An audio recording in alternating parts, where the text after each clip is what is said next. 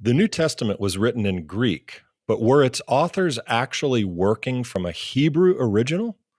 Our guest today, Dr. Brad Young, has written numerous works exploring the possibility that Hebrew ideas and Hebrew vocabulary lie behind the Greek text, and that this Hebrew undertext is the key to understanding Jesus and the apostles. Messiah Podcast is brought to you by First Fruits of Zion, providing Messianic Jewish teaching for Christians and Jews. Put your hand in mine together. We will walk in harmony. Let me introduce you to my teacher, the rabbi from the Galilee. Welcome to Messiah Podcast, where Jesus is Jewish and that changes everything. I'm Damian Eisner, here with my illustrious colleague, Jacob Fronczak. How are you, my friend? I'm doing fantastic. How are you doing today, Damian? I'm excited. Today we have one of my theological heroes, Dr. Brad Young, is going to be joining us. He is a founding member of the Jerusalem School of Synoptic Research, graduate of Hebrew University of Jerusalem, professor emeritus at Oral Roberts University. This would be a long list, but here's a really important question. Jacob, have you ever been to Tulsa, to Oral Roberts University? You know, I've seen pictures of the campus, but no, I've never been to ORU, although I was in Tulsa once, now that you mention it. I was for a martial arts tournament there, and I lost my first match. I was knocked out in the first match. I lost to a guy that was surprisingly bigger than me, and I'm 6'3". So I drove all the way to Tulsa to fight the only guy in Tulsa that was bigger than me, I guess is probably what happened. Anyway. What was your highest belt? The listeners need to know. Oh, I think I was like purple or something. I don't know. It seemed weird because they just kept changing colors, and I never got to the black one. I think they just wanted more money.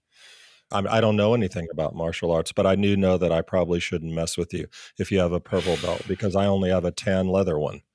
And I've got a few of those as well. Okay, I actually consider those to be slightly more useful in the long run. But no, right. I've never been to RU. I have heard of Dr. Young. I think I used to have every single one of his books, but I'm pretty sure I've loaned some out to pastors, and they haven't come back, which, I'm fairly possessive of my books, but if one of them makes it into the hands of a pastor who's going to study it and learn from it and use it, then I'm okay with that. Yeah, and it's a general rule. When you give a book away on loan, don't expect to see it again. I have a list of books that I need to replace because I, quote, loaned them to someone and they're never coming back. Yeah. Anyway, Dr. Young, as I was mentioning, he got his BA right there in Tulsa at ORU. Then he went to Hebrew University. The rest is history. He has, if we were on video, you'd see my stack of books that I'm holding up, which are in my library that I have not loaned, so they're still here. Jesus, the Jewish theologian, Paul, the Jewish theologian, Meet the Rabbis, the parables. Many of you, our listeners, are probably familiar with much of Brad Young's work. And of course, he has a newly released Newer Testament, which we're going to talk about. But be clear, this is not a third testament. It's an English translation, which we're going to talk a lot about what that means of the New Testament. And is really more an attempt to reconstruct the proposed Hebrew thought patterns and vocabulary behind the Greek text. And it is based on the assumption that all of the New Testament authors were thinking in Hebrew. And as I said, we've got a very exciting discussion and a lot more with Dr. Young just after the break.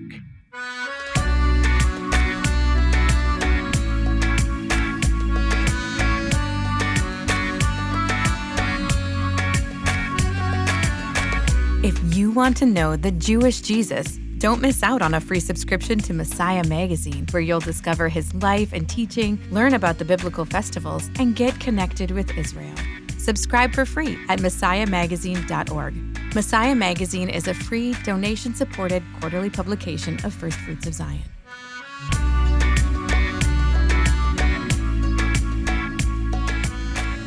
Welcome, Dr. Brad Young. For Jacob and myself, this is a true honor, kind of like meeting a rock star.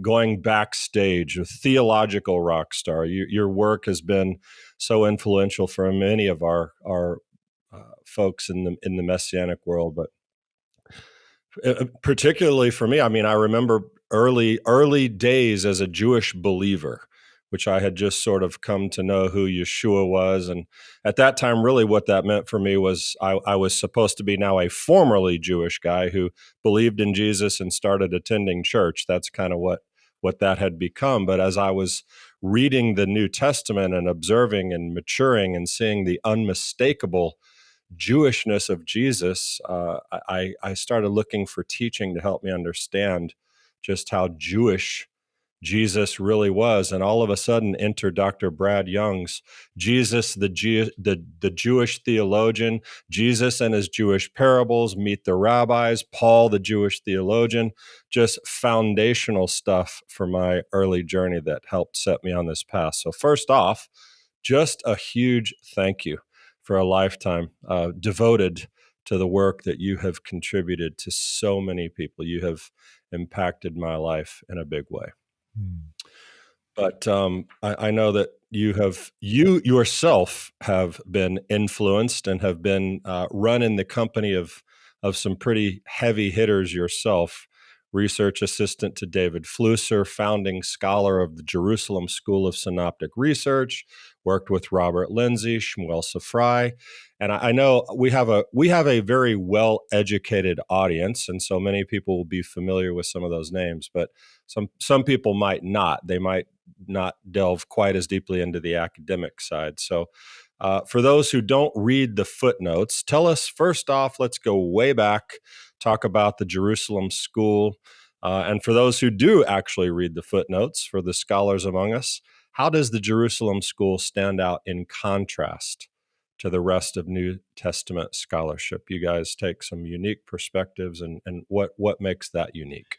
Damian, I'm so glad you're asking about the Jerusalem School, because it really emerged from this cooperation and work between Professor David Flusser, an Orthodox Jewish scholar who was an authority on the Dead Sea Scrolls, devoted much of his time to the study of early Christianity. And then he started working with Dr. Robert Lindsay. Here he was a Baptist pastor, a Baptist scholar.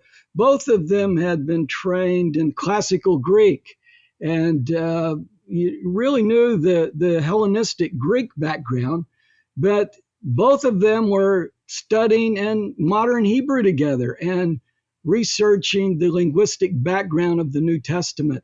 We discovered very early that the words of Jesus go back to this Hebrew source that is, we've got a lot of testimony about it in the church writings, the church leaders like Bishop Papias of Hierapolis, who said that Matthew wrote the words of Jesus, probably the events in his life. Tologia can mean words, it can be events, the stories in the Hebrew language. And so here we've got Orthodox Jews with evangelical Christians studying the New Testament together in modern Hebrew in Israel. And, it kind of puts me back in, the story of Eliezer Sukenik talking about when he went to purchase the Dead Sea Scrolls in Bethlehem. It was the eve of the United Nations vote to recognize Israel as a state. And he dressed up as a Bedouin in a disguise because it was dangerous. He went and bought the first 7 of the Dead Sea Scrolls for the Hebrew University, and he opened and was reading the Isaiah scroll in Hebrew as the UN vote was happening. Oh, wow. Israel was recognized. People were joyful, dancing in the streets. And I just think about Israel as a place, Jerusalem as a place where things start coming together. We have these pivotal points in history. So to have Christians and Jews studying together the foundational texts, both of Judaism and Christianity, together in modern Hebrew, learning from one another, showing esteem for one another, understanding one another. David Flusser was very good friends with Shmuel Safrai, and of course David Bivin was living in Jerusalem, studying, working. So we had 7 members that came together, establishing the Jerusalem School of Synoptic Studies, which was really kind of an acknowledgement, a recognition of what was already happening, but it gave us a forum to publish, to discuss, to share some of the results of this research. And, really was a foundation for the translation work that I wanted to do later.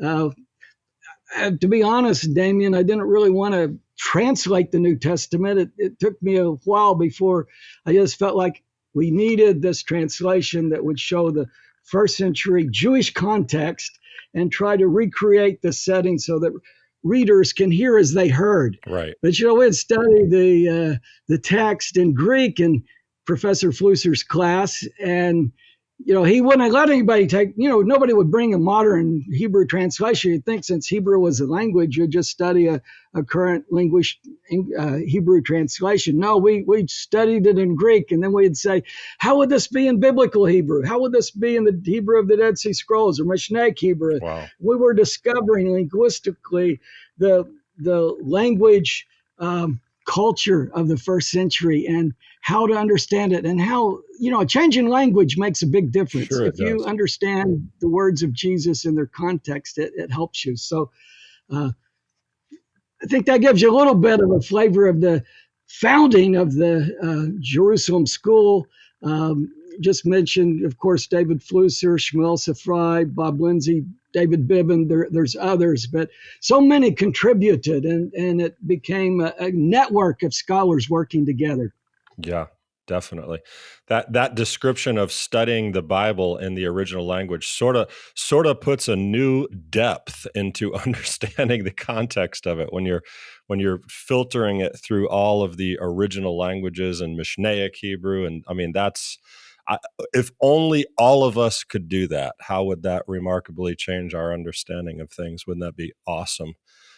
So I'm sure that all of a sudden the ideas that were coming out of the Jerusalem School just were widely embraced, and everyone came right along and said, wow, these guys are certainly right.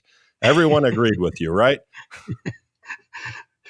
Well, I've got to admit, sometimes I thought, well, I'm editing this book for David Flusser. When it's published, it will change everything. Or even my earlier book, Jesus and His Jewish Parables. But, people are kind of already entrenched in a certain mindset.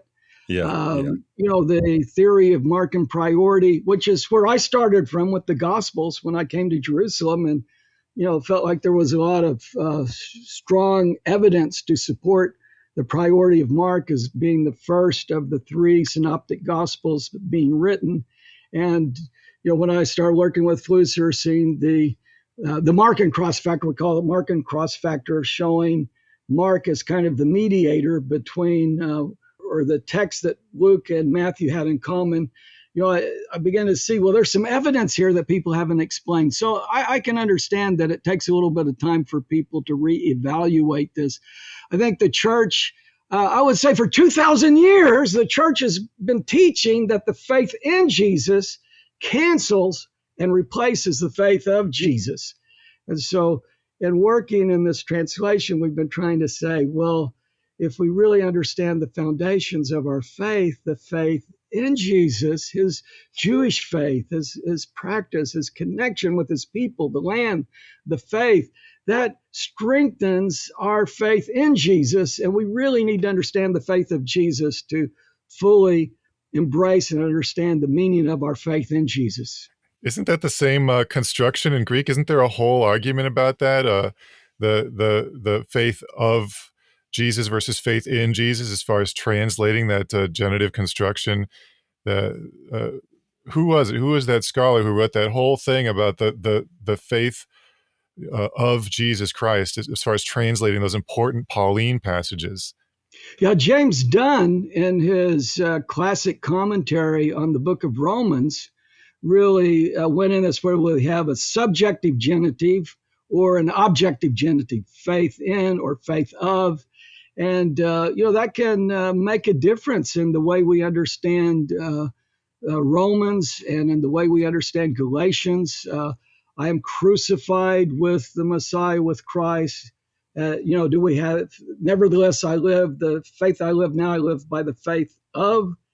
Jesus, or is it the faith in Jesus? These are slight variations, but I'm kind of using that phrase in a little different way, Jacob, because I'm kind of saying we've said the faith of Jesus. We haven't recognized when he said, I didn't come to destroy the law and the prophets, I came to fulfill them, that there's a sense that there is a foundation. So in our Hebrew Heritage Bible, Newer Testament, we give it the name the Newer Testament to stress the aspect that it's newer in the sense that it doesn't cancel the older, or, Right. if we say Old Testament in our Christian terminology, I taught in ORU in a Christian seminary, and wonderful school. We had a program in Judaic Christian studies, and sometimes I would say, can't we say Hebrew Bible instead of Old Testament or Older Testament? That also helps people understand. But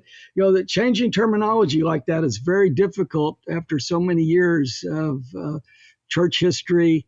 But I think if we say that the Newer Testament, it's connected with the platform of the Tanakh, the Older Testament. Older is vintage. Older is authentic. Older helps you understand the newer. So you see more of an interconnection between them rather than the idea of old is obsolete, put Right. aside. So we're seeing that interconnection between the Britot, the covenants in the scriptures, all the covenants. Definitely. Yeah, when I was growing up, I remember listening to a guy out of Coeur d'Alene who said, you can actually tear one page out of your Bible, and it's the page in between the Old and New Testaments. Get rid of that one, because it's just you shouldn't divide them up like that. You have to be able to see the connections between them. We are going to talk about that Newer Testament. I have several questions, and Damian has some questions about the Newer Testament. So I wanted to back up a little bit because I wanted to understand how you got on this journey, because I went and looked at a list of ORU graduates, and I was not able to find evidence of a really big pipeline from ORU to the Hebrew University in Jerusalem. It seemed like sort of a unique journey that you went on, and I wondered sort of what drew you to the Hebrew language, or to Israel, or to the Jewish people, and like how did you originally get connected with all these other guys in the Jerusalem school? Well, it's interesting, that my grandfather on my mother's side was very interested in Israel. He was a pharmacist, he was a businessman, but in 1936, he went to Israel for like months, and he traveled with a Jewish rabbi from Cairo to Damascus on the old Ottoman trains. Wow. And when I was young, I was involved in a coffeehouse ministry, and we were very much involved in the Christian and our faith, and sharing in recovery, some Alcoholics Anonymous, drug addicts, things like that. And my grandfather sent me to Israel in 1972. Well, when I went to Israel, I had a deep faith and a deep commitment. I realized that this is the place where I would find the answer to many questions I had about the scriptures, that I was not receiving answers in other places. And I realized Jesus was Jewish. You have to understand him in the original context. We have removed Jesus from his family. And so I studied for a summer in Israel then, and then I did a junior year abroad. Then I went to Israel. I met Bob Lindsay. I realized how important it was to study with someone like Professor David Flusser. And I read all of his books, read everything I could read about Jewish scholars who were sharing us insights about the life and teachings of Yeshua. And so studying with Flusser and Lindsay, I went ahead and did my master's degree, and I was very interested in parables. At the time, we were studying the parables in Tana de Eliyahu, this wonderful book. It's an ethical midrash, sometimes called Seder Eliyahu, the order of Elijah. And it's rich in parables. And we were studying these with Professor Safrai and Professor Flusser on Sunday nights. And so I started making notebooks of these parables. The book hadn't been translated into English at that time. And I was just loving the Hebrew of this. It has a distinctive Hebrew linguistic approach when you're reading the text, beautiful Hebrew. And I could see the connection with some of the parables of Jesus. So that began kind of my parable research with my doctorate, my master's, my doctorate, my first book on parables, and then later wrote this other book on parables that took the method we were developing with the Jerusalem School and then applied it to all of the parables of Jesus. And I don't know, I think when you hear the stories of Agadah, I love a story with the message, a story that challenges you to make a decision, the right decision. And Yeshua was a master at making these stories, giving you a drama. And it's all based on what we see in many of the rabbinic parables, very similar. So when we study them together, we learn both and understand their message more clearly. And it helps us to study the Jewish text and the Newer Testament together very much, Damian. To me, that's just been a great journey to see how my grandfather kind of got me started, because originally I wasn't that interested in it. But after I went to Israel, it just changed everything. I think for a lot of people, going to Israel can be transformative. Absolutely. And I just encourage everyone to go to Israel, try to get connected with the roots of our faith. Wow. What a story. I had no idea that it was 1972. That really puts me in my place. You've been doing this since I was born in 1972. So helps me know the level of expertise I'm talking with here. And we are going to talk a good bit, as Jacob mentioned, about context language, but I want to ask you a specific question about Hebrew, because there is like everything debate among what language was Jesus actually speaking, and I think that your position and the Jerusalem School and all of those influential teachers is Jesus is speaking Hebrew, and again, there's some diversity of opinion there. Many people, I think, put Aramaic at the top of the list as the lingua franca. Even the Torah, through the Targums, were translating into Aramaic, reading alongside the Hebrew in the synagogue so people could understand it. So I would love for you to share with the Messiah podcast audience, what's the basis? Share some evidence that you have found that the original words of Jesus, the original story of Yeshua, was all told in Hebrew. You mentioned Papias and Matthew and the Logia and all those things. Why Hebrew more than Aramaic? Well, it's so wonderful to talk to the Messiah podcast, because so many have been studying this and they're interested in the language, and many have some knowledge of Hebrew, and many have studied Greek and Hebrew. You have a basis for this. Many scholars are convinced that the lingua franca of the time was Aramaic. I'm more of the opinion, I think, if we look at the inscriptional evidence and the Dead Sea Scrolls, the total picture, that there was probably a multilingual environment. We see evidence of more than one language. But one thing I think that emerges from our study of the Dead Sea Scrolls is that if you were going to write a faith text, a religious text, the language for that is Hebrew. The Temple Scroll, one of the most important religious documents for the Dead Sea community, of course, is written in Hebrew.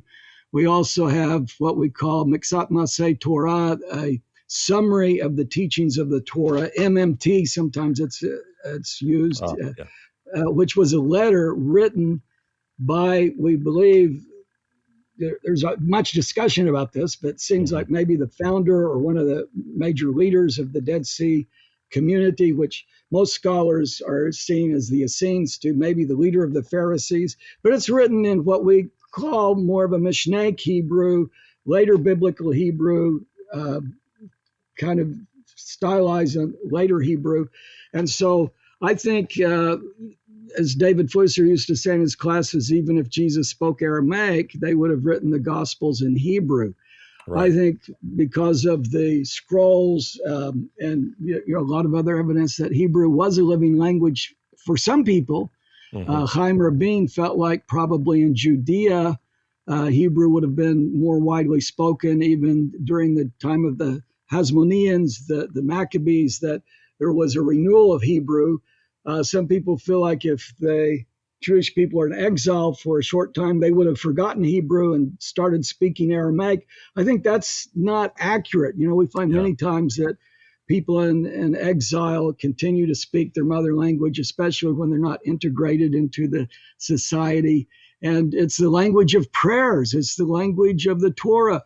All of the rabbinic parables are in Hebrew. Moshe Siegel, a long time ago, noticed that when you have an Aramaic text in the Talmud, when it comes to a parable, it changes to Hebrew. And then after the parable, it changes back to Aramaic. And so I've written about this on, some of the evidence. But, one Hebraism that really has meant a lot to me, kind of discovering it, what I would say the Mishnaic Hebrew is the phrase in the parable of the prodigal son. I think it would be better to call it the parable of the compassionate father and the two lost sons. Yeah. But the first son who was lost ran away, sold everything, told his father, drop dead. He goes into a foreign land. It says he came to himself, and it uses this phrase in Greek where he's coming to himself. Many people have struggled with that. And I think when I was studying rabbinic parables, very similar to this, you come to the Hebrew phrase, which is more in, the later Mishnaic Hebrew rather than biblical Hebrew, but chazar b'cha, to come to yourself, lachazor b'cha literally is to repent. And so when he comes to himself, he says, I will arise and go to my father. Well, the perfect picture of repentance in Hebrew is the idea of going home, going back home to your father. Of course, the earthly father, we honor our parents in a sense in the way that we learn to honor our Father who is in heaven. So I think there are several idioms like that. Now, Hebrew and Aramaic are similar, and you could translate the Gospels into Aramaic or Hebrew. I would say a lot of the things we say about Hebrew would be true of Aramaic, but there are some things. Randy Booth, a very fine scholar of the Jerusalem School, has written some articles about this where he talks about some aspects where, this could only be in Hebrew and not Aramaic. I think there are also some things like that. One good example that Gabriel Grossman, we were talking about this one time, another fine scholar in Jerusalem. He wasn't a part of the Jerusalem School, but I was working with him on some Bible research. But he commented, think of the example where the Gospel of Matthew says, his name shall be called Yeshua, for he will save, Yoshia, his people from their sins. Yeah. Well, there, the three-letter root is Yod, Shin, Ayin, from salvation, Yeshua, salvation, and the verb. But in Aramaic, you would use a different verb. They would not use they didn't use Yod, Shin, Ayin. Gabriel Grossman talked about, they might have used Shabak or Parak, but, the idiom sounds better in Hebrew. I think the prayer that Jesus taught us to pray, Avinu Sheba Shamayim, which I did a Hebrew reconstruction of from the Greek text. Again, this is something I think that is better in Hebrew. We have one prayer in the Siddur today that's in Aramaic, and that's the Kaddish, which has similarities with the Lord's Prayer. Right. What most people don't realize, Fry pointed this out, is that we have Hebrew versions of this in the rabbinic literature, like in the tractate Sofrim. And many scholars feel like that this prayer was originally said and prayed in Hebrew, but as this was a prayer for the morning and other reasons, as Aramaic became more prevalent in the Jewish community. For instance, we have the Aramaic Targums of the scriptures, which, were these used in the land of Israel as much as they were in, Babylon? I mean, we have a very large Jewish community in Babylon. Not everybody returned to Israel, and their language was Aramaic. So you kind of have those distinctions. But I'm sorry, Damian, my incredibly awesome wife, she always says, when somebody asks you a question, say yes or no. You ask a professor a question and he just goes on and on giving you lectures. So just say time out. Not on this podcast. We want you to go on and on. When you're talking about this linguistic questions, you have to go into a little bit more detail. Absolutely. No, we love it. And I'm learning. So this is what the people want. This is what people come to Messiah podcast for. They want to know the real stuff. They want to dig a little bit deeper. Talking about Hebrew, it makes me think about Robert Lindsay's idea, what the Jerusalem School maybe is most famous for. I'm not sure. Just outside of our little circle would be this idea that of Lucan priority, right? Yes, which I'm not sure everyone shares in that group, but certainly puts Jerusalem School on the map because it's a sort of a unique idea. But his process, Dr. Lindsay's process of arriving at that idea was to consider that Luke seemed closer to a proposed Hebrew original biography, a sort of a lost Hebrew gospel that you talked about in reference to Papias references it. And all that to ask, I read a book not too long ago by Isaac Oliver, Torah Praxis, after 70 CE, which I thought was really interesting because he makes an argument, and I think he references Jervel, who made a similar argument, that Luke, famously the only Gentile who got to write a book of the Bible, he makes the argument that actually Luke was also a Jewish believer. And I wondered if you had encountered this idea and what you thought about it, because it's not the same as Dr. Lindsay's argument, which is based more on the Hebrew language, the linguistic evidence. But do you think that can we say it's possible that maybe no Gentiles wrote any books of the Bible? Do we lose because I'm not Jewish? Do we lose our only guy in there? Is Luke Jewish? What's your opinion about that? This is such a great question, Jacob. And I would say, like we say in Hebrew sometimes, Rav Shikvati. I mean, it's multi-layered, I guess is a good way to say it. One layer is we have church tradition that, it's not Bible. We don't know how accurate it is, but it does talk about Luke as being non-Jewish, and he emphasized the work of the Holy Spirit. And I think that's important part of evidence to acknowledge when you're talking about this. On the other side, we do have the word Theophilus, for instance, used in Hebrew and Greek, Yedidyah. And he writes this to the most excellent Theophilus. We also have a tomb inscription or an ossuary inscription where Theophilus is written in Hebrew letters from Greek. And so, is this a non-Jew writing to a Jew? The Apostle Paul also mentions a Lucius. It's usually translated, but Lucius is the same as Greek, who he says, I translated it Jewish like me. He's a Sungenis. He's a fellow countryman. So there are some people who say, well, if this was the beloved physician, maybe that's evidence that he was Jewish.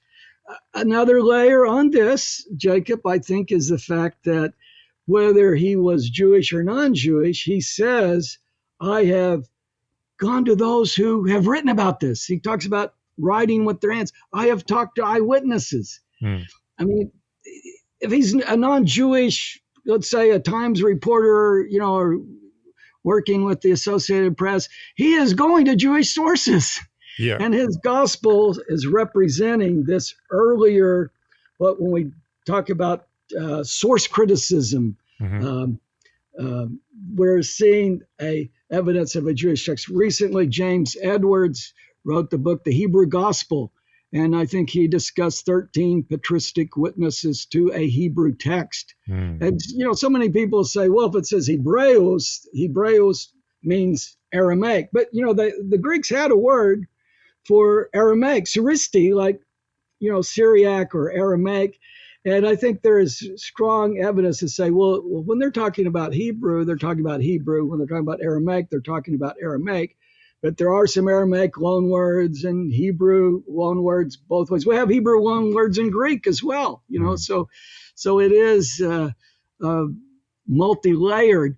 But I think you could make a case that Luke was Jewish, and or if at least we do know he's using Jewish sources. So I think his gospel is essentially Jewish, and we find many Semitisms in the Gospels. That was the first thing that Lindsay saw.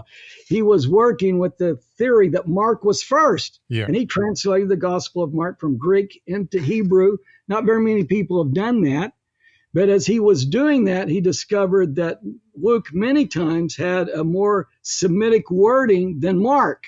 And so he had been taught that Luke, as a non-Jew, was changing Mark's text. The more original would be closer to the Semitic background, into Greek. And his linguistic research, I think, proved that wrong. And working with David Flusser, he convinced Flusser. But that was the first little bit of evidence. There's a lot more evidence with the Lucan priority idea besides that. I wrote about it a lot in Jesus and His Jewish Parables and my early book on the parables.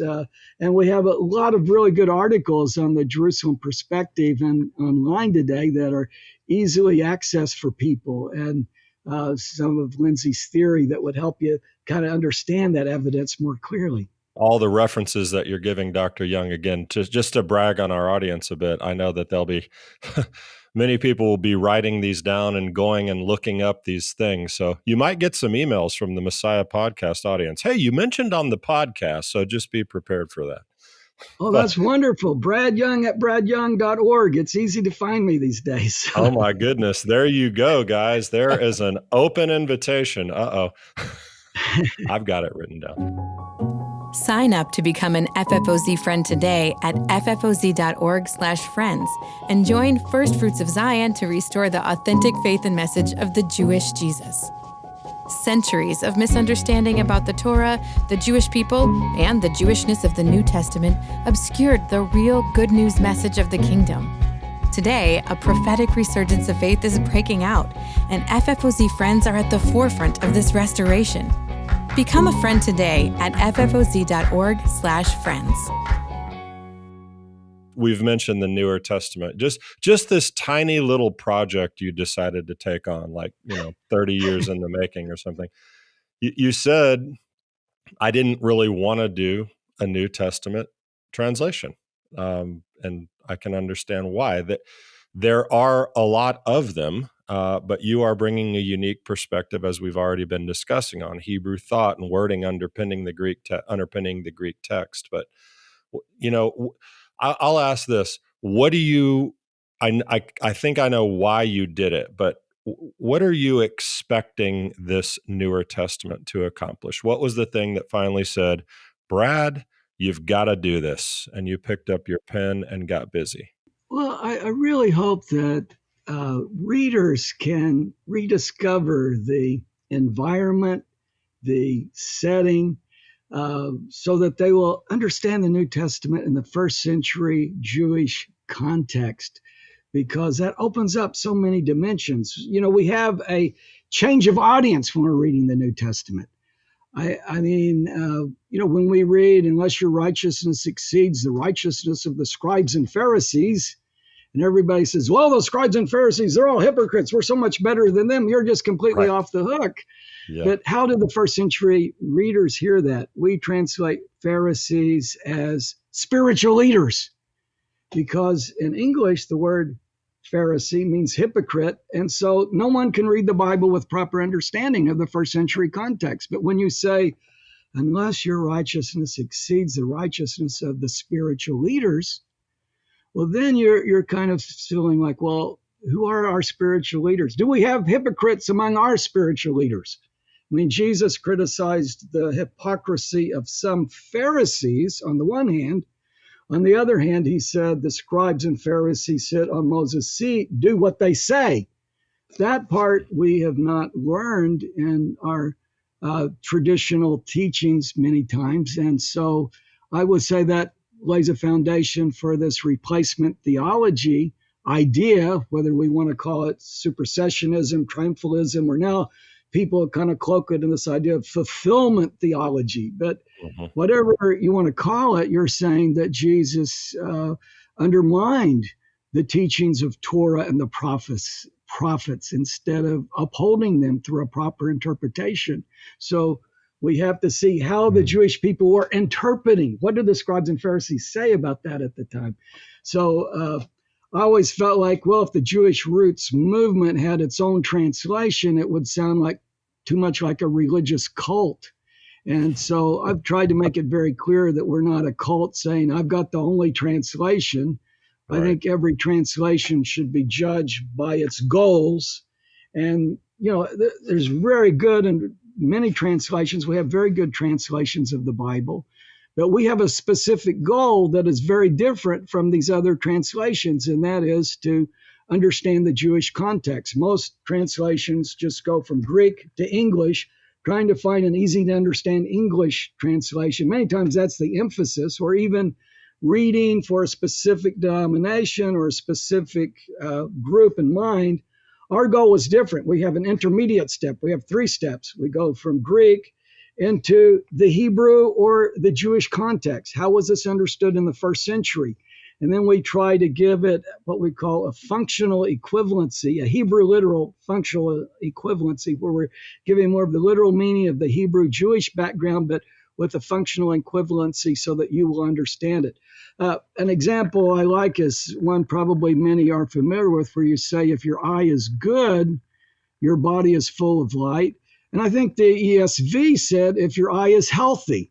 I mean, that's a legitimate translation of haplos. It's a little different from agathos, but it's really the good eye. Well, in Hebrew, the good eye means somebody that's generous. Mm-hmm. So we say, if your eye is good, square brackets, showing generosity, so that as you're reading the text with the square brackets, you're going to understand exactly the Jewish context and the meaning. If your eye is evil, uncovering a stingy temperament, well, then again, you're getting a little bit more of the idiom. But, if we're adding something, we put it in square brackets. Got it. Yeah, I noticed that. Yeah, all throughout. I think there's something to be said, though, putting that right there in the text, putting the meaning of the idiom right there in the text, because that is how people would have heard it in that time. And I guess the only other option, and what a lot of translations do, is to do something that's sort of rigidly literal, and then like to hide the information if it's there at all in like a footnote or something,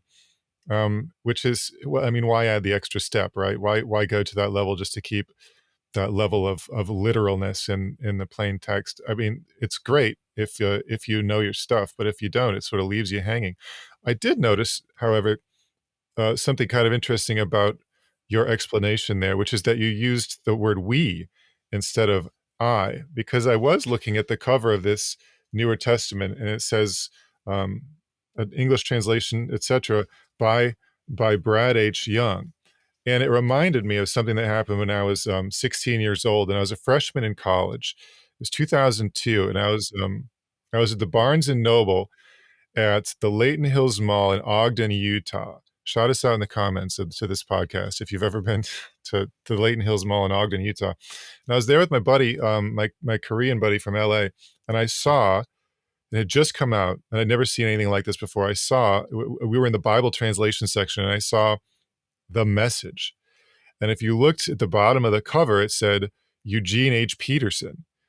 It had a person's name. It had an author. The Bible had an author now that wasn't God. And I looked at my friend and I was like, this guy thinks he wrote the Bible, right? Like, how could you get a translation by like one guy? I mean, I knew that human beings always were translating the Bible, but when you get to like an NASB or an ESV or something, there's sort of the comfort in the decision by committee, in the sense that everyone's sort of checking each other's work. Anyone has a really wild idea, they'll get voted down or something.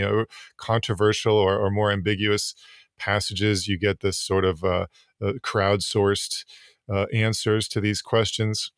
So what would you say to people who say, well, Brad Young is obviously a genius, he's been doing this for a long time, but can he do a Bible translation all by himself? But I noticed you said we a lot. Were there some other people involved in the project, or what was your process like?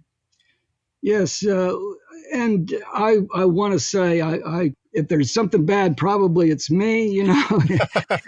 I'll take full authority for anything that you feel like is bad. I think, and that's one thing you think about when you do a translation. You can translate everything right, and you make one little mistake. Well, everybody will just talk about this. And, you know, it's a very humbling experience translating because, you know, when you're a translator, you know some things. I mean, there are some texts that I've just, I'm just, this is so wonderful, good, you know. And then there's other texts that, you know, it's something that you're struggling with, or, you know, analyzing various manuscript readings. You know, I would say probably in this translation we have used a method of analyzing the Greek manuscripts that gave greater emphasis on texts that show Semitisms or the Jewish context, which isn't generally, I mean, you know, people who deal with textual criticism and say this is something they're concerned with, but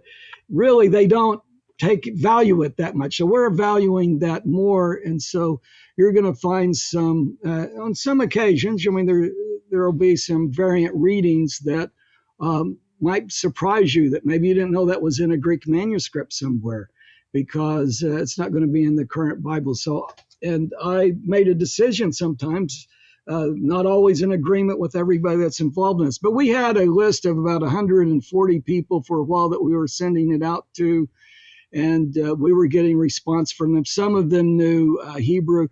I've had different people read it. I've had some excellent students who are very knowledgeable in Greek and Hebrew, and other scholars, different parts of them. So it has been a group effort, but it is my translation, and making the final decisions on a lot of aspects of the translation and discussions that we've had. But it was very much a group effort. I like to stress the translation side of it rather than my name. You know, we have a website, the Hebrew Heritage Bible, and we want to emphasize the word. This is a translation. It can be compared with other translations. Other scholars can look at the Greek and Hebrew. The best is for us all to know Greek or Hebrew. But it is, you know, I'm responsible for it. But I don't really like to stress my own name so much. I know with our Gospel Research Foundation work, it seemed like people couldn't remember Gospel Research Foundation, or Hebrew Heritage Bible Society was so long to it. So finally, I would say a little bit of pressure from people I'm working with. Just have a website with Brad Young. Everybody remembers Brad Young. So I have a Brad Young website, and I have a Hebrew Heritage Bible. So Hebrew Heritage Bible is stressing the Bible, and I don't want my name out there so much. But you can go over to Brad Young, and most people go to Brad Young, and then they wind up at Hebrew Heritage Bible. But you could find me, and I fully accept, you know, the accountability on the translation. And this is something I remember Marvin Wilson was saying with the New International Version, they were trying to upgrade it every 5 years. I was looking at the New American Standard Bible, which is a great translation, but I think they had like 20,000 plus little changes, sometimes a comma or something. But, you know, it is a constant process that you're learning more.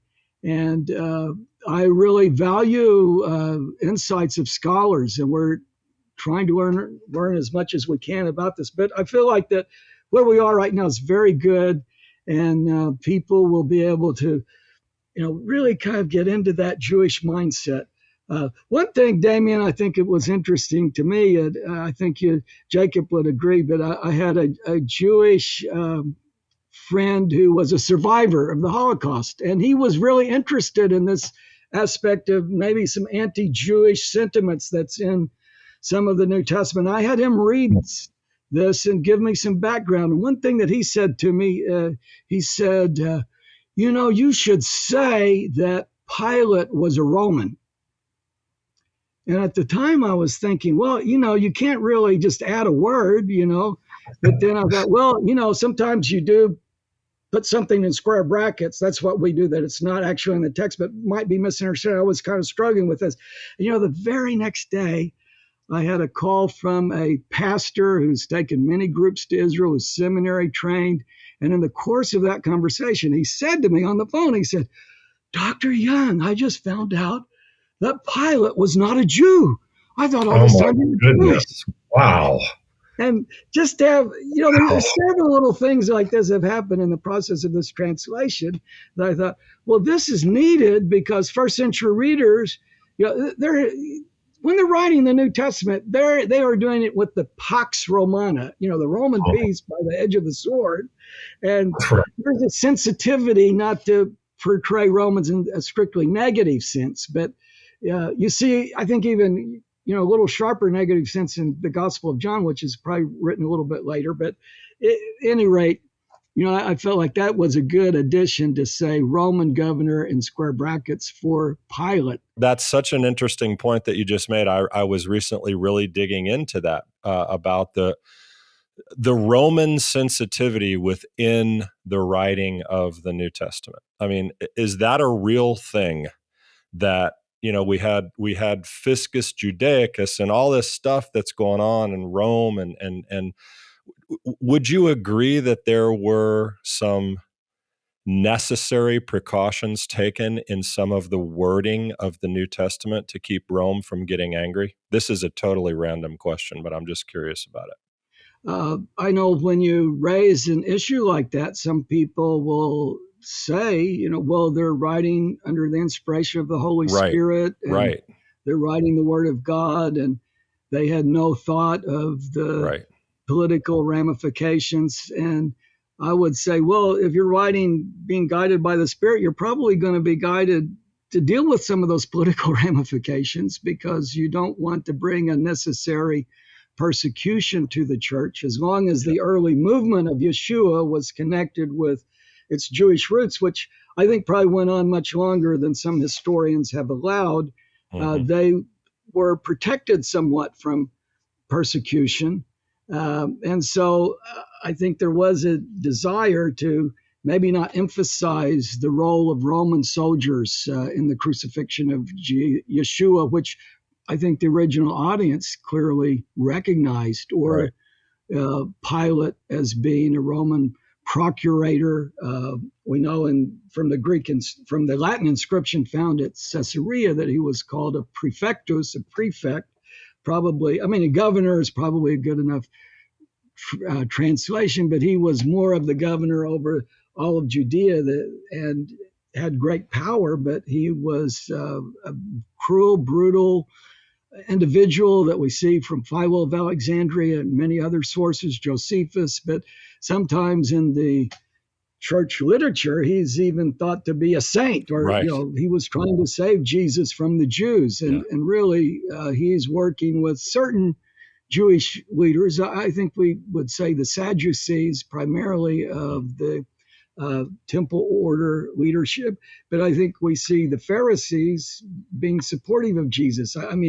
One thing I think is really clear from the book of Acts is that the leader of the Pharisees, Gamaliel, some people pronounce his name, but Gamaliel, we would say in Hebrew, he saved the apostles. Right. That's something you'll never hear in church. It's kind of obvious to me here. He's the leader of the Pharisees, and he's saying, well, if we persecute this movement, what if it's of God? We've got to let the apostles go, the leaders.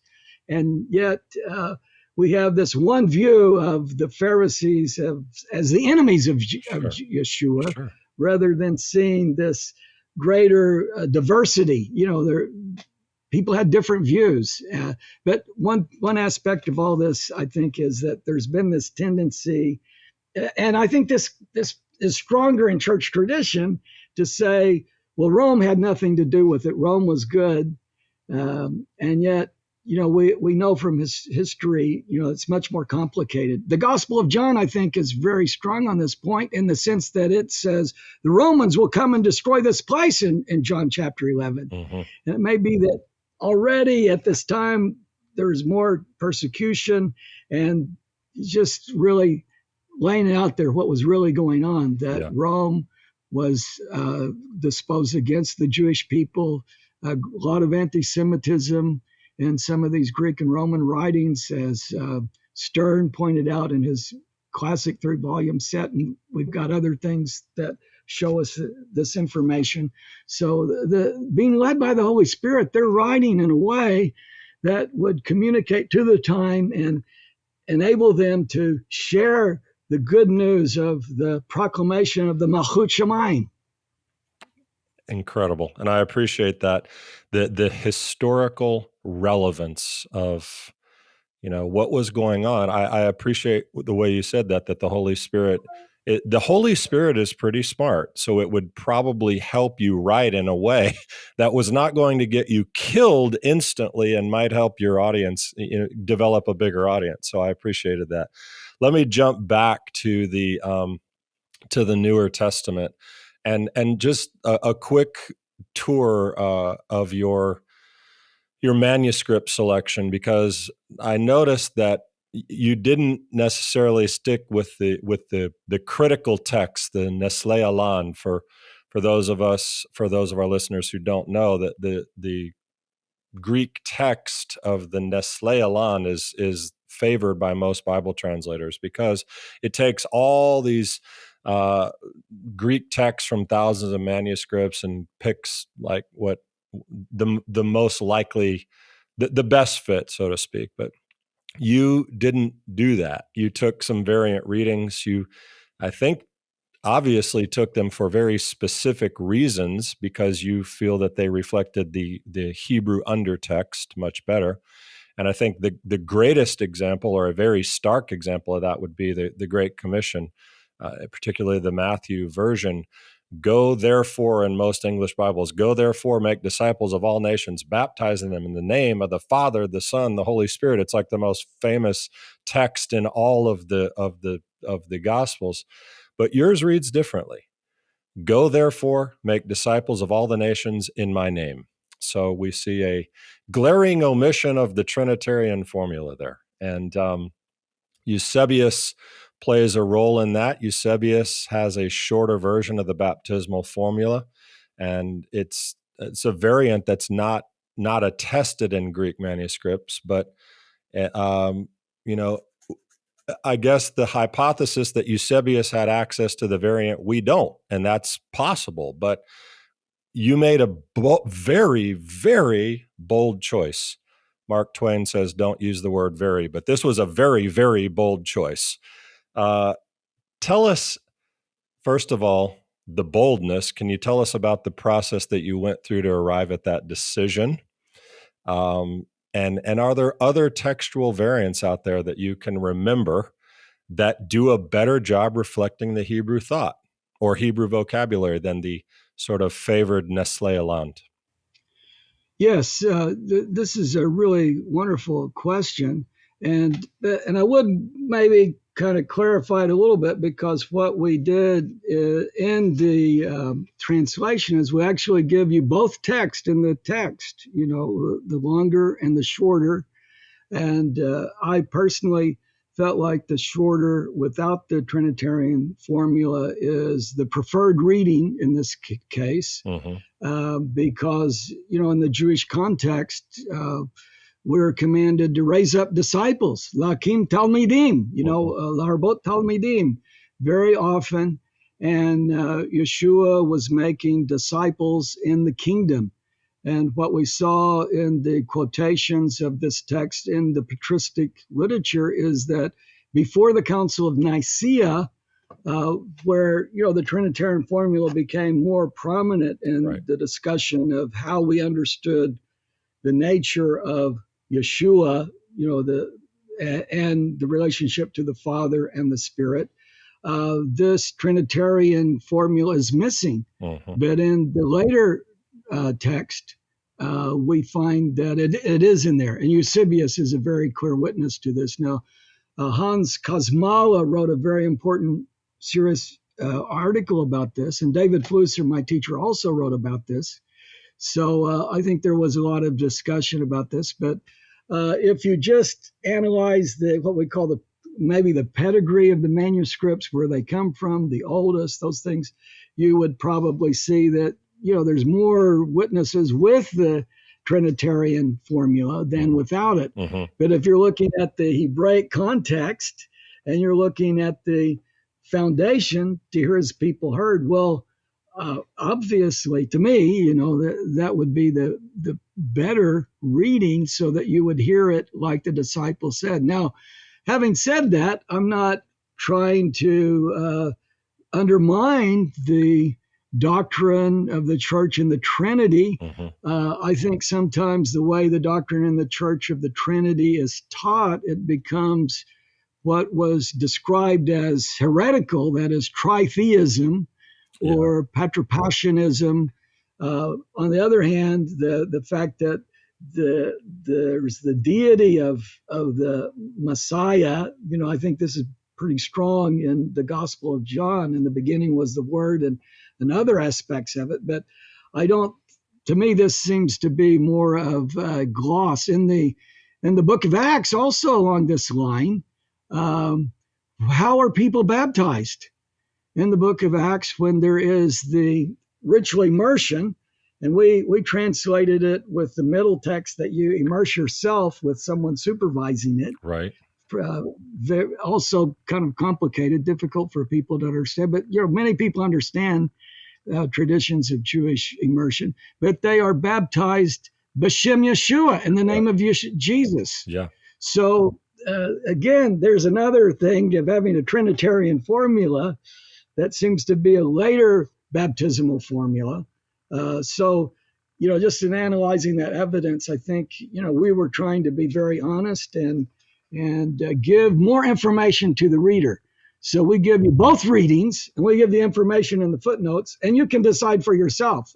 I'm not really trying to tell you what to think, but I'm trying to help you discover new information. That's it. And when we discover more information about building disciples in the kingdom, well, to me, that's meaningful. Yeah, I love it. And we also see how this has impacted later understandings of Christ and the developments of the church. And all of that's important. Yeah, I'm not saying you've got to reject that. I'm just saying, let's understand the text in the context. See, so, and to me, this was very challenging when I began studying and looking at the evidence. Yep. And I thought this would be meaningful to people to really understand how this develops and to see, what's happening in the book of Acts, what's happening in the Gospel of Matthew, and what's happening in this idea of raising up disciples to proclaim the kingdom, to give the message of Yeshua. So thank you for bringing that up, because I know that is probably going to be a struggle for some people who've never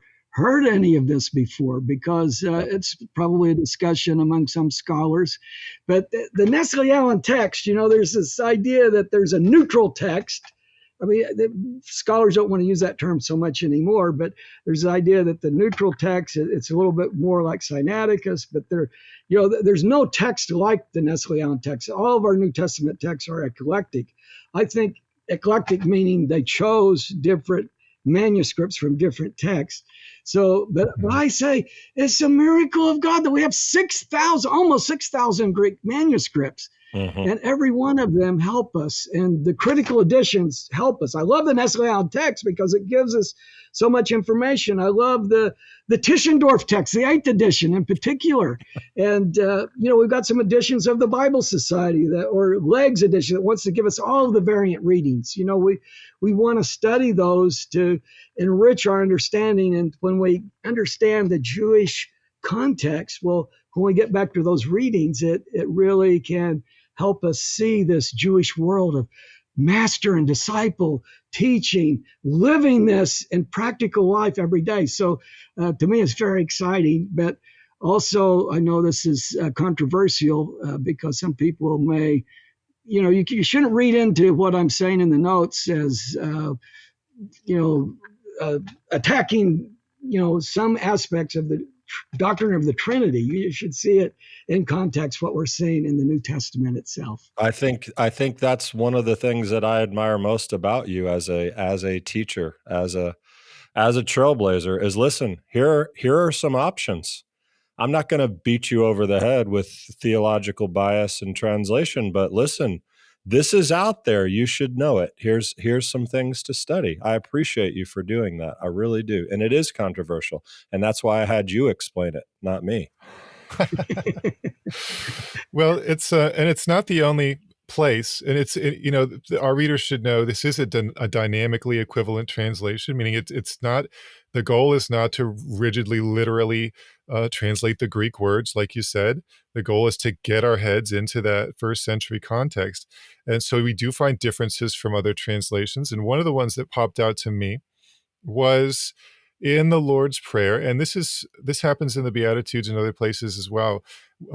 Anytime that the kingdom, the idea of the kingdom is brought up, but specifically in the Lord's Prayer, I've got Matthew's version here from the Newer Testament.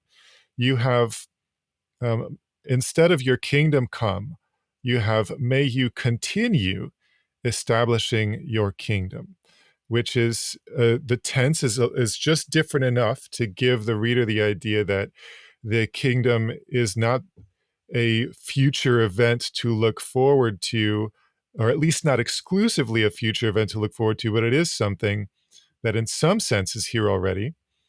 I looked at every other translation actually that I could find, and they're all future, which I think is again the literal translation of the Greek text. I don't necessarily want to get into a deep eschatological discussion, but our position here at First Fruits of Zion is that all the Old Testament prophecies of this reestablishment of the kingdom of Israel, the Messiah taking the throne of David in Jerusalem, should be taken literally, and that will actually happen at some point. And we look at passages like Acts 1:6, where we see the apostles seem to expect this as well. And so we went back through some of your older work, and we found in one of the oldest ones that the future monarchy interpretation of the kingdom, you said, was remote from Jesus' thought. And I think this was the Lord's Prayer book that you wrote a long time ago. And I was also reading in Jesus, the Jewish Theologian, and the language he used was slightly different, which was that Jesus wasn't only talking about a future eschatological event when he talked about the kingdom. But when you're assessing John the Baptist's expectations of Jesus and why John the Baptist seemed like disappointed in Jesus, in Jesus, the Jewish Theologian, you say that John was sort of mistaken about what Jesus had come to do. And so I just wanted to ask, because we are very much kingdom, future monarchy literalists. Do you think Jesus is going to come back and establish a kingdom? And if not, how is the redemption of the world going to play out? Yeah, I think the verse you referred to in the book of Acts, especially, will you at this time establish the kingdom to Israel? I mean, this seems very literal, and the context is that the risen Yeshua has been teaching the disciples about the kingdom for, they've been having this study. And so why would they ask a question that was completely wrong? And most commentaries, or, you'll find some commentaries that will say, well, this shows you how they completely misunderstood it. But when you go to the book of Revelation, when you follow carefully the defeat of evil and the establishment of the millennial reign as a literal reality on earth, well, I think that is the approach that you've been taking at First Fruits of Zion. That's certainly, a biblical perspective to have. And my translation of the Lord's Prayer is based a little bit more on a Hebrew reconstruction of what I think would be the undertext for the Greek. And we have that a few times in the Newer Testament. Most of the time, we're not, we don't do that, but I generally have annotations in a reader's edition that explain, some of the reasons we made this decision. Also, in the annotations, we explain quite a bit about some of these variant readings. But I think if you look at the word come, in Hebrew, almost always you have the idea of malach, to reign. Melech is the king, malach is reign. Then, when you're talking about a king reigning, you use the word, the malach in the he field, himlich. So I feel like I'm very confident in my mind that probably we have tamlich malchutcha as the Hebrew undertext, which was translated not quite as literally into Elthato, let thy kingdom come, So the idea of thy kingdom come puts the kingdom almost entirely in the future. Well, there's a lot of reasons for people wanting to put the kingdom in the future. I mean, Rudolf Bultmann said the kingdom is entirely eschatologically. It comes from God alone. Man is not involved at all. Well, I don't believe Jesus would agree with that statement, but if you just live through Nazi Germany claiming that they're the Reich, and we see nationalism in certain areas, or even church denominations. I mean, they want to say our church is the kingdom. Well, you're trying to establish it through human effort. That's certainly wrong. But I think when Jesus said the disciples would pray for healing, or if you are putting yourself under God's authority to live your life pleasing to God, well, that is participating in the kingdom. You can participate in God's kingdom by obeying the Lord. And this is, I think, very much a Jewish idea. I mean, when we look at brachot, if you recite the Shema as a prayer, Shema Yisrael, Adonai Eloheinu, Adonai Echad, you're acknowledging that He is God, there is no other, He is the sovereign, and you are, in a sense, participating in the kingdom. They use the expression, you have received the kingdom. Think that after the high priest on the Day of Atonement would exit and utter the holiest name of God, Yodhe Vavhe, in a whisper, people would say, Baruch Shem Kavod, Malchuto L'olam Ve'ed. Blessed is the name of His glory. His kingdom is forever and ever. The kingdom is something that can be right now and into the future. I like the way that E. Stanley Jones says that you have to learn to live with the present and eternity simultaneously, in a sense, so that the kingdom for Yeshua was more of a present experience that goes into the future, so that we should be, if I, by the finger of God, have forced out this demon, set the creation of God with purpose and meaning free to follow the path, the spiritual journey that was ordained for this precious life and freedom from this oppression of darkness. Well, the kingdom has already come upon you, he says. So I think this is a better understanding of the kingdom than praying thy kingdom come with that sense temporally that it's only in the eschatological future. I think there is a human participation in it, but there's not an ownership of it. You don't own the kingdom, but you see there's a movement, a kingdom movement. I don't know if that helps, Jacob, but and I think in our notes we explain a little bit more about that. But I think it would be better to understand the kingdom more as tamlich malchutcha, continue establishing your kingdom. I think that's the way the disciples were hearing it. And that's the way Yeshua taught it. And we see that connected with other parts of his teaching on the kingdom.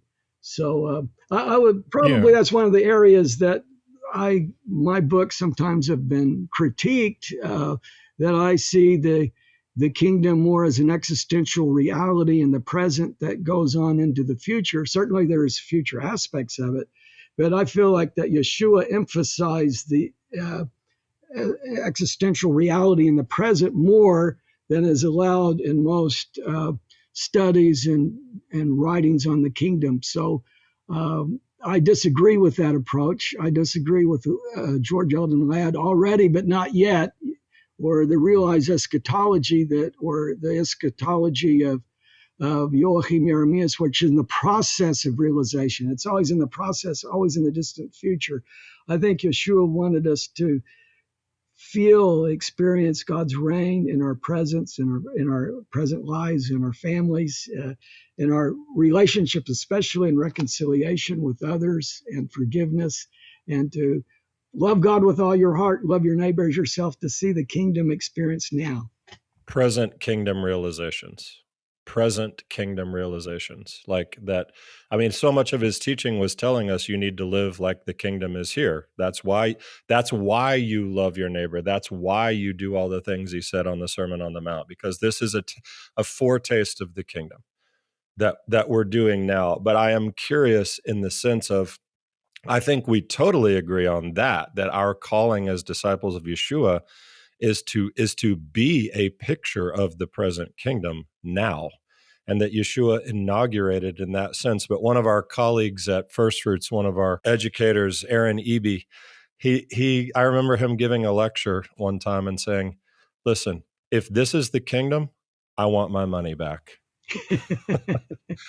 In the sense that so much of the prophetic realizations that we read about and believe in and hope for certainly cannot be yet. I mean, we've got so many problems. So I was trying to clarify what you're saying you disagree already, but not yet. I think in some sense that is it's my thought. It's to some degree part of First Fruits of Zion, I know, and that we know we're supposed to be building it. It's not contingent solely on our ability. But are you saying there will not be a messianic kingdom with Yeshua ruling and reigning from Jerusalem? Yeah, I mean, I feel like that's what we see in Revelation, clearly articulated and described, complete defeat of evil. I always say, though, when I'm talking about this, that I kind of write my eschatology with a pencil, and I'm open to be surprised by Love God. Love it. I don't like the amillennial position where you're just saying everything is symbolic. Yeah. I was in a meeting recently with several religious leaders, interfaith dialogue, and everybody there was saying Jerusalem is just some kind of symbolism. Even the rabbis, and they got around to me. I was the last one going, no, Jerusalem is a real place. It's real people. I've been there. And it's, you shouldn't look at it just as some kind of symbol for the future. So, the book of Revelation describes a literal kingdom where Messiah reigns, a last judgment.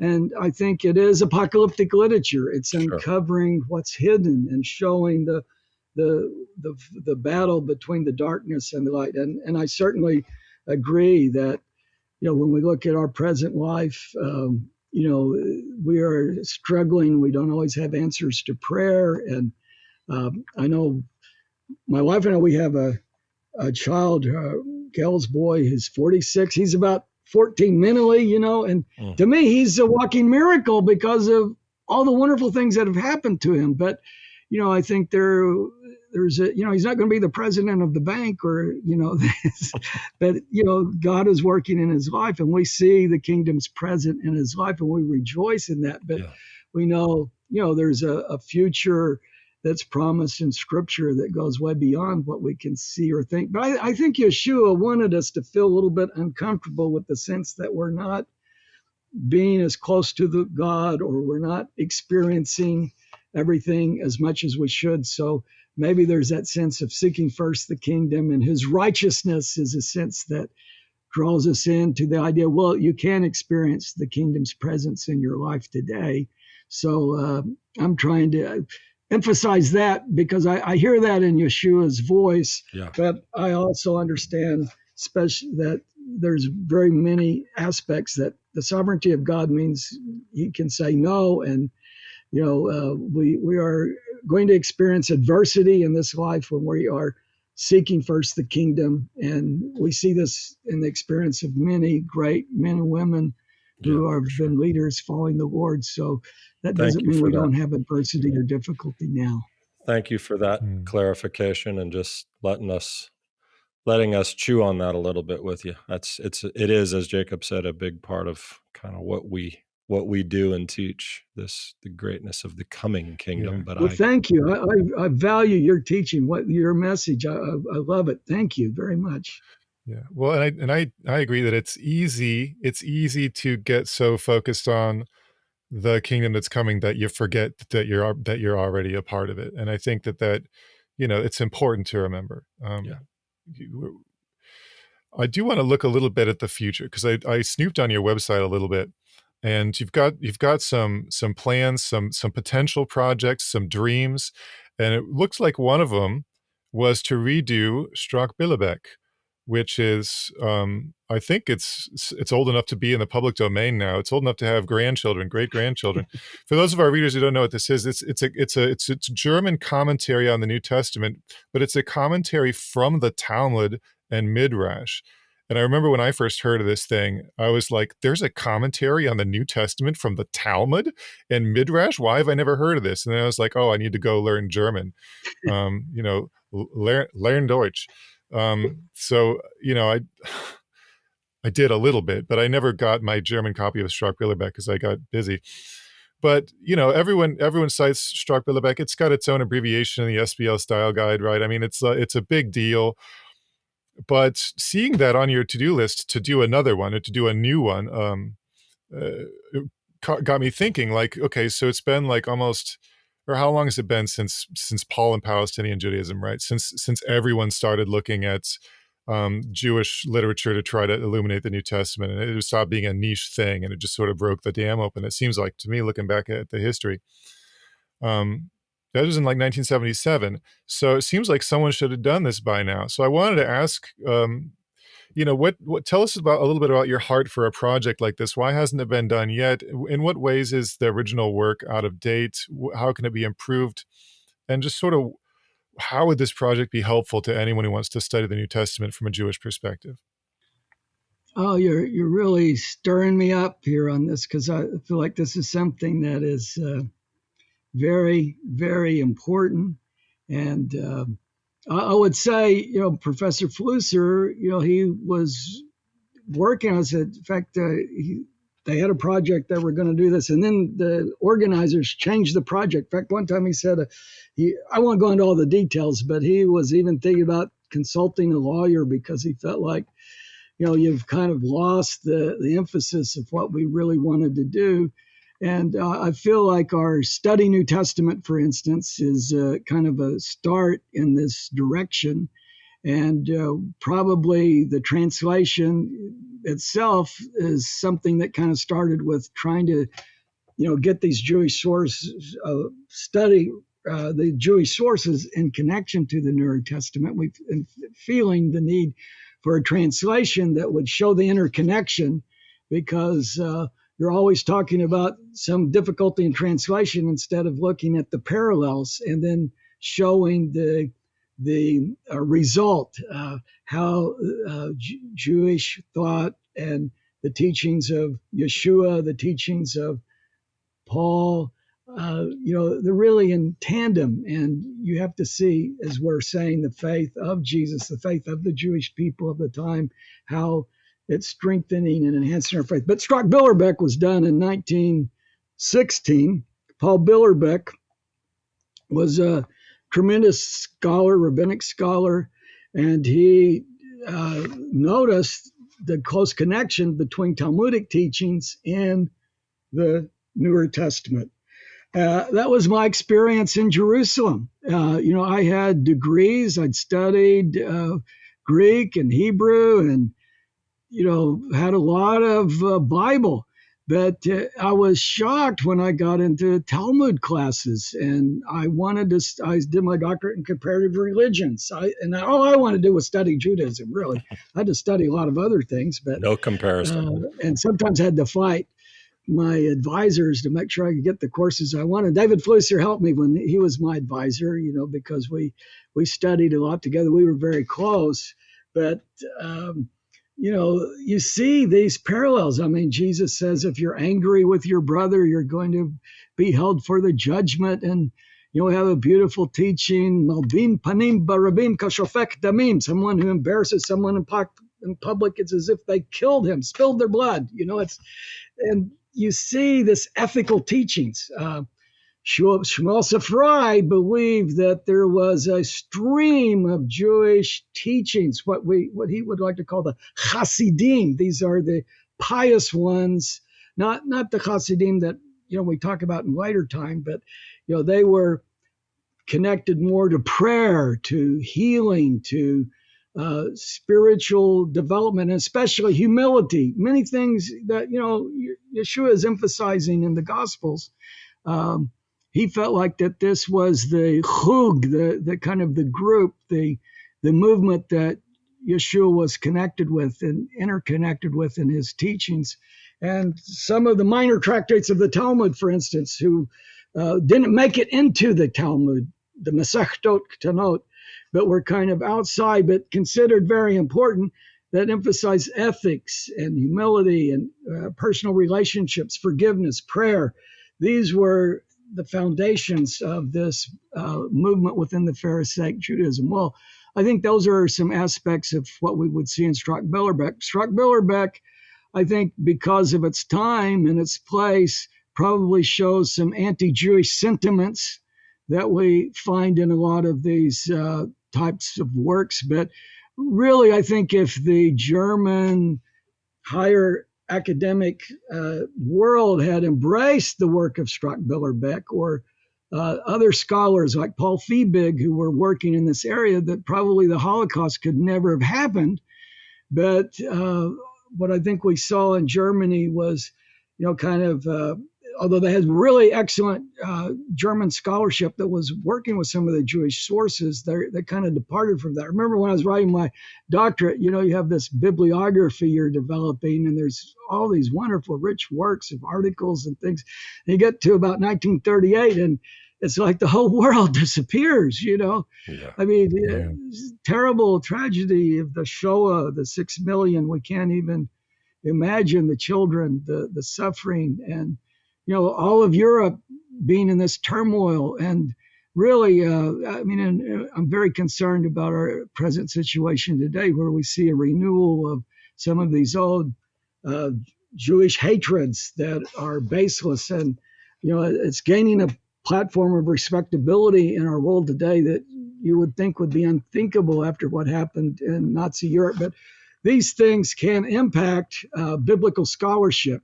So I think what we said with Strock-Billerbeck, while he collected a lot of materials, sometimes he places a text to explain one text where it might have explained something else in another place a little bit better. But it gives you the larger Jewish context.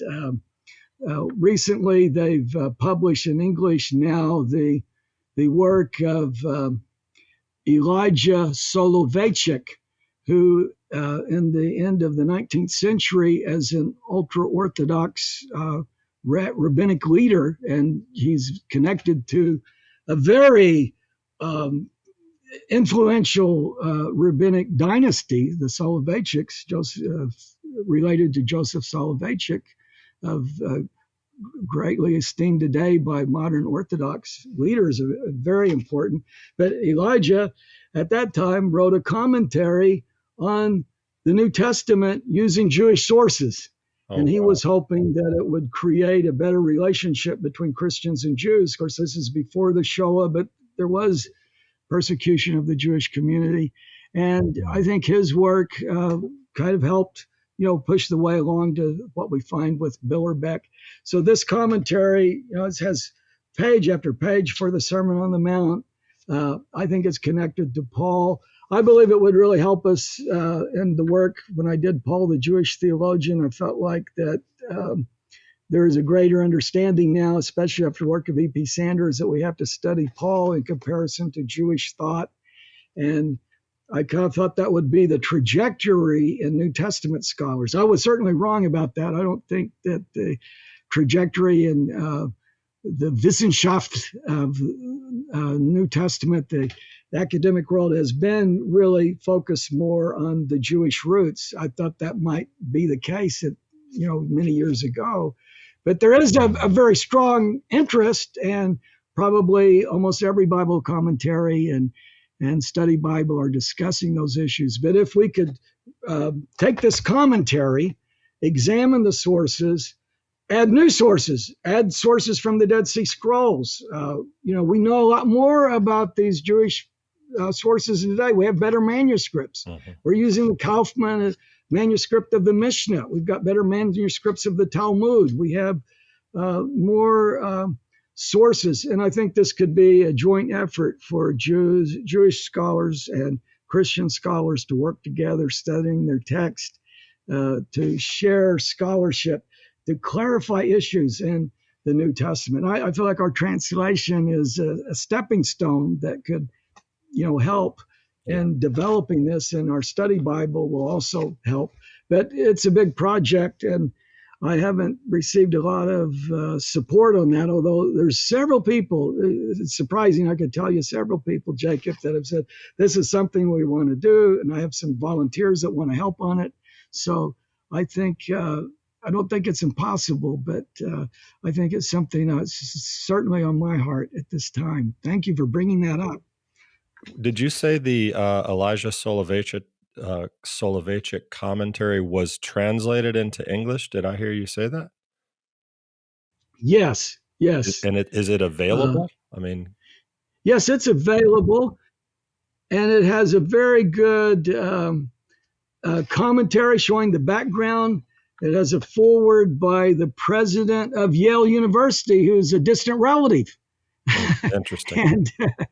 and kind of puts it in the historical perspective. And I know one thing we're seeing in our study, and this was before I was reading Soloveitchik's work, now in the translation. I knew it in Hebrew many years ago. It came out in a new edition, and but it's very fascinating, very helpful. Yeah. But he was, showing this sense of the ethical monotheism. I think they even say, well, he's kind of like showing us a version of Yeshua more like Maimonides. I mean, I wouldn't say that, but I think this is one aspect of early New Testament teachings that we've kind of missed, is the ethical monotheism that we have.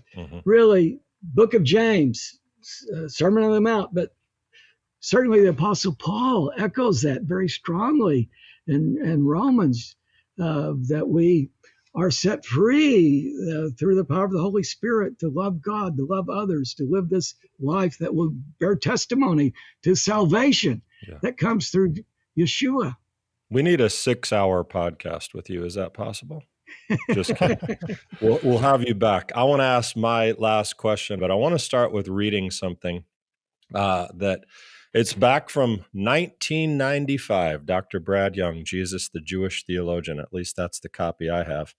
And it's this little story that's in the preface, which you say, in an internationally recognized university, a world-renowned New Testament scholar remarked to his students, quote, "The first thing you must do to be a good Christian is to kill the Jew inside of you," end quote.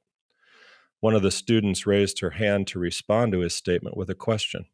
The learned professor listened as she asked him, "Do you mean Jesus?" And you say, Dr. Young, his statement and her question must be taken seriously. You have taken it very seriously through your career, and you go on in Jesus the Jewish theologian, to say Christian faith in Jesus sometimes has alienated Jesus from ancient Judaism and has exiled him from his people. Today, you say, in 1995, I sense a new openness and strong longing to learn from the teacher of Galilee. That was 27 years ago. Much has changed. I certainly wholeheartedly agree with the 1995 Brad Young. I think the statement is truer today than ever before in the church, and even in some sense in the synagogue. What do you say to that assessment?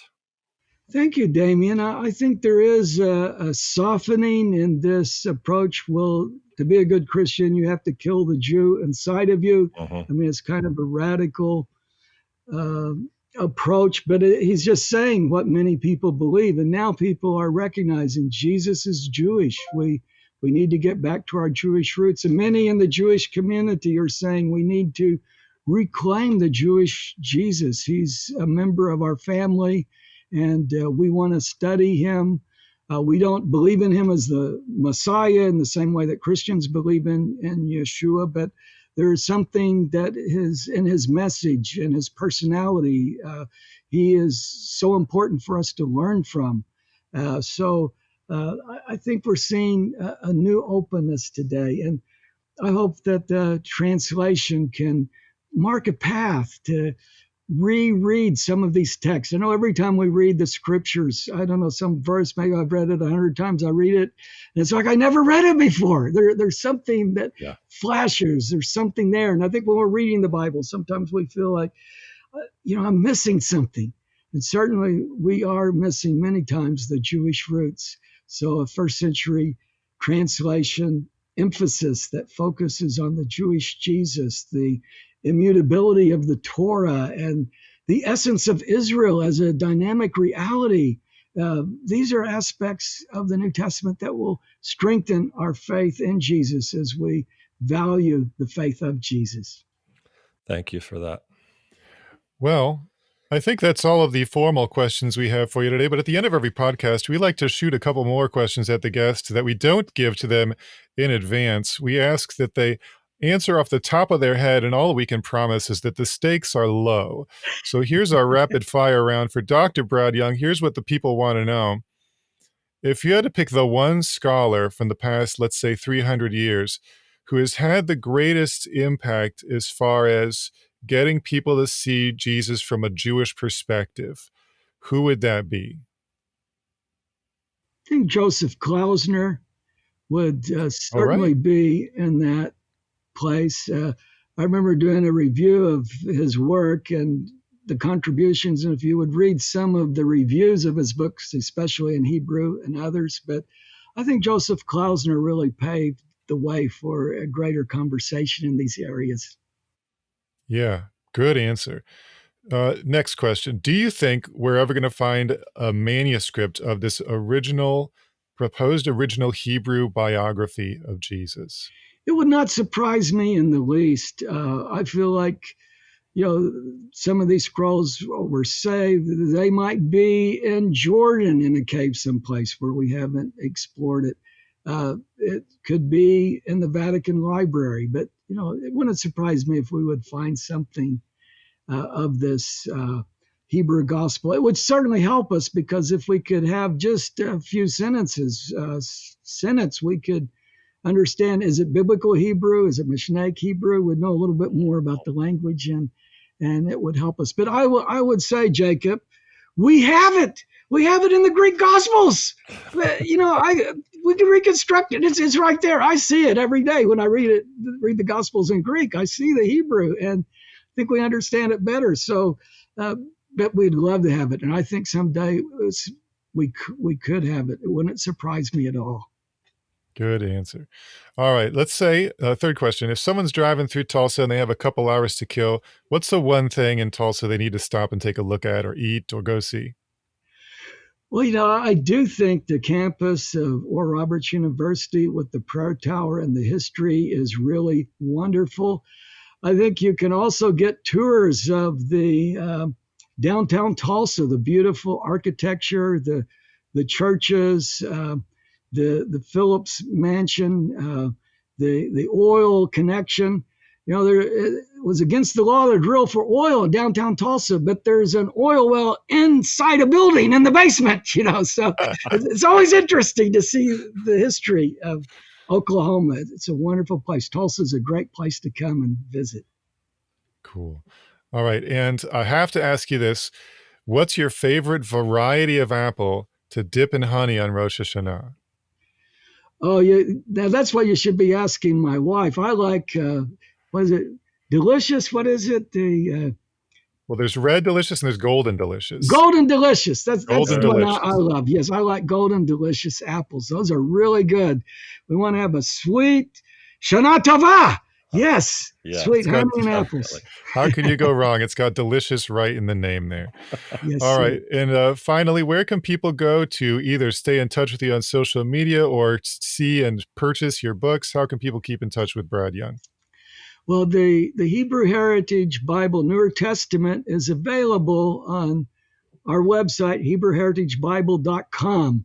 And so we've maintained the copyright on the book by not giving it to a major publisher. This is the way the New American Standard Bible has been published, but you have to go to our website, HebrewHeritageBible.com. If you want to keep up with me, you can also go to bradyoung.org. We have a website that's talking a little bit more about what we're doing.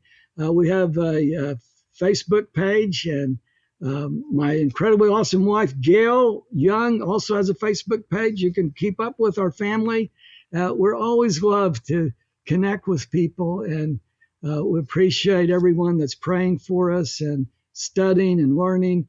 we always get so blessed and excited when we learn something new about the Lord, about the founding of our faith, and the connections we have with the Jewish people today. It's just wonderful.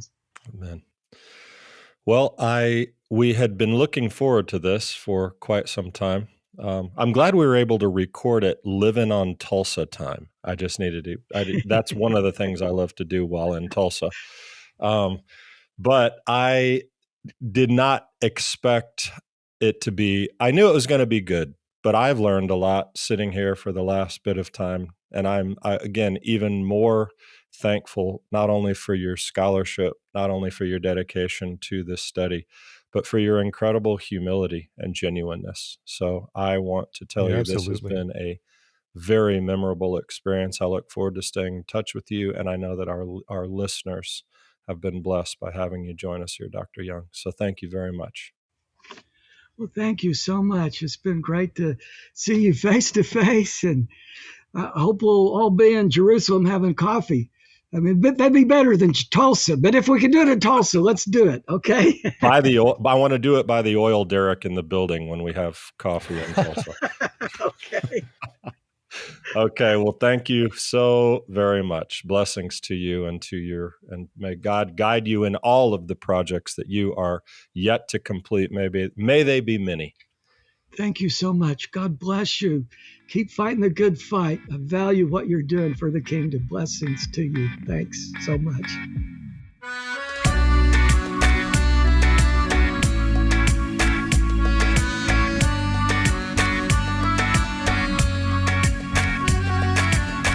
Thanks for joining us for this episode of Messiah Podcast, where Jesus is Jewish, and that changes everything.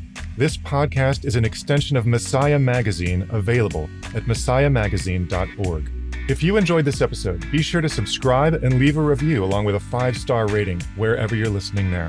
Today's podcast was hosted by myself, Jacob Fronczak, along with Damian Eisner. Our executive producer is Boaz Michael, and the editor-in-chief is Daniel Lancaster. This episode was directed and edited by Jeremy Schoenwald. Original music was written and performed by Joshua Aaron. The show notes for Messiah Podcast were edited by Candy Bishop and are available at messiahpodcast.org.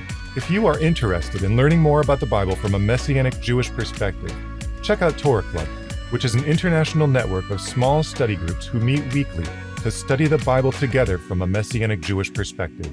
To start a club or join a club, go to torahclub.org. Until next time, shalom.